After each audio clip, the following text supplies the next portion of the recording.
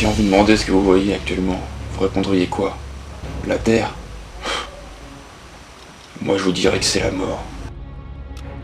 Ça a commencé avec une simple grippe. Puis sans savoir pourquoi, le virus a muté en quelque chose de plus puissant, inconnu des hommes. Rapidement, il s'est multiplié, transformant ainsi les humains en infectés. Au début, ils étaient quelques-uns, puis des milliers. Et très vite, toute l'humanité fut contaminée avec pour seul objectif de se nourrir du peu de survivants qu'il restait. Certains ont tenté de sensibiliser les autres de la menace, mais en vain.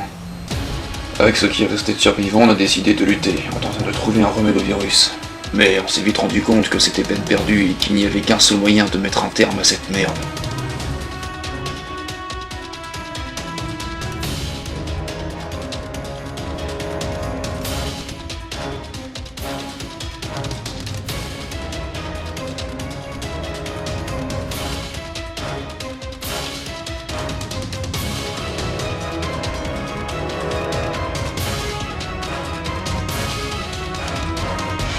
La mort.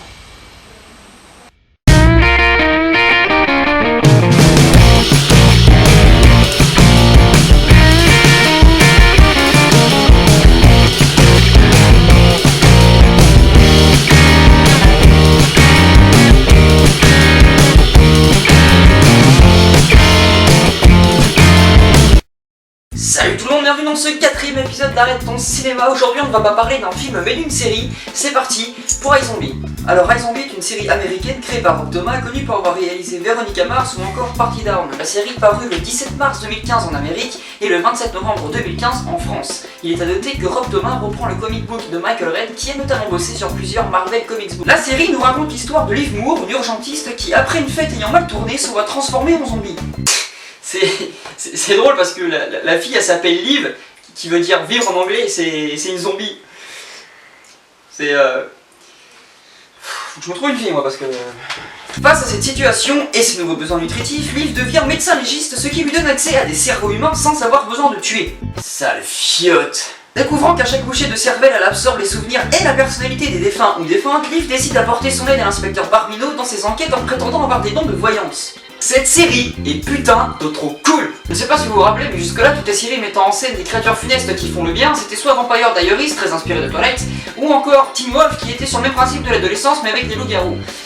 Que du déjà vu, rien de nouveau. Et puis le problème de ces séries, c'est que souvent de fois elles partent avec de bonnes intentions mais ne les exploitent pas suffisamment, et ce qui fait qu'elles foirent lamentablement. Et c'est alors qu'est arrivé Michael Red, suivi de Rob Thomas.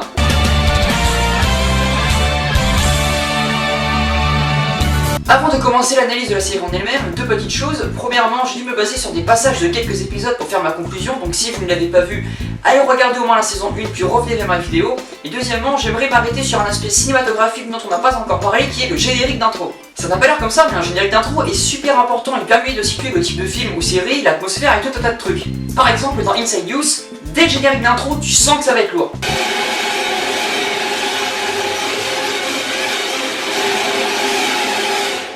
Le générique d'iZombie situe parfaitement l'univers de la série et en même temps fait un clin d'œil à Michael Red.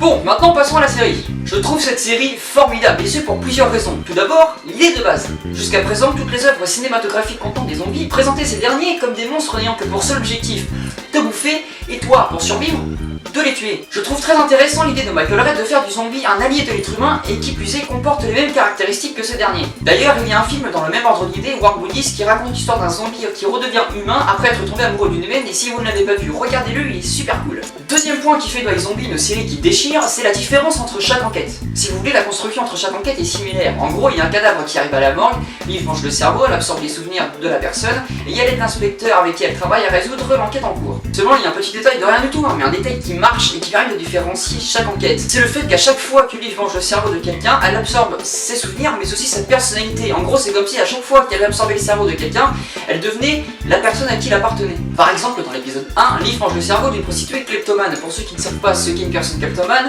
c'est une personne qui ne peut pas s'empêcher de voler des objets, hein, et parfois même sans se rendre compte. Hein. En gros, c'est comme si tu poses ton briquet sur la table, tu tournes la tête 5 secondes, ton briquet n'est même plus là. D'ailleurs, il y a beaucoup de braqueurs de banque qui se sont qualifiés de kleptomanes.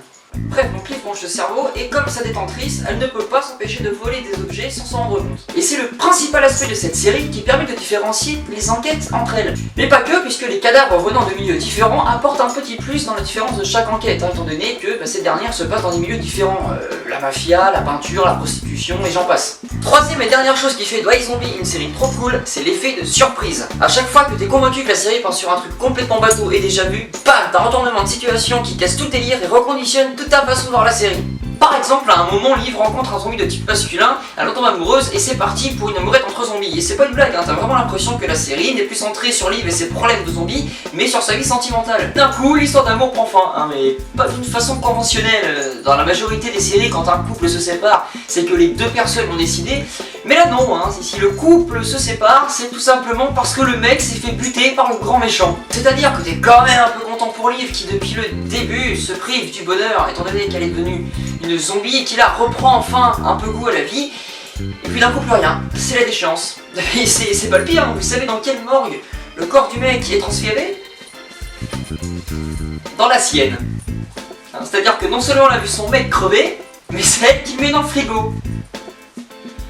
Je veux dire, comment tu peux être plus salopard que ça? Mais c'est ce qui fait tout le charme de cette série. Quand t'es convaincu que ça part en mode lambda, t'as un retournement de situation qui casse tout, et quand t'es convaincu que ça peut pas être pire, la scène d'après, c'est l'apothéose. Vous l'avez compris, je vous recommande de tout cœur la série iZombie, et j'en profite également pour recommander l'excellent bouquin qui, ma foi, est plutôt sympa. Le 4ème épisode d'Arrête ton cinéma est à présent terminé, j'espère qu'il vous a plu, comme d'habitude, YouTube, réseaux sociaux, etc. Vous connaissez la chanson, si vous avez des films à proposer, ou des questions, peu importe ces questions, mettez-les dans les commentaires, et je ferai mon possible pour répondre à vos attentes, et le plus important, si vous avez aimé cette vidéo, n'oubliez pas de la partager, c'est très très important. Je vous fais plein de gros bisous et on se retrouve prochainement pour une autre vidéo.